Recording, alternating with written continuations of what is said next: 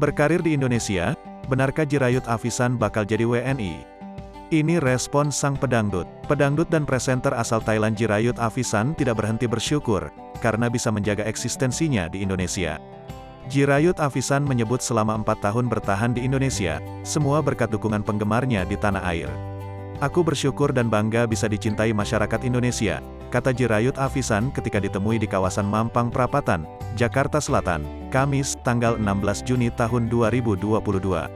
Pria berusia 21 tahun itu tak menampik punya pemasukan tetap dan memiliki uang banyak, hasil dari kerja kerasnya di panggung hiburan Indonesia. Ya, rencananya aku mau beli rumah di Indonesia dari hasil kerjaku. Doain aja semoga cepat selesai, ucapnya. Mengingat mencari nafkah di tanah air, apakah pria kelahiran Thailand, tanggal 24 Februari tahun 200 itu akan menjadi warga negara Indonesia? Aku belum tahu, belum bisa jawab. Mungkin aja nanti, lihat aja ke depannya, ungkapnya.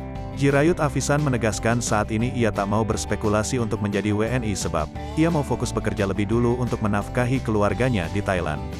Sekarang aku cuma fokus kerja untuk keluarga, ujar JKR Jirayut Avisan.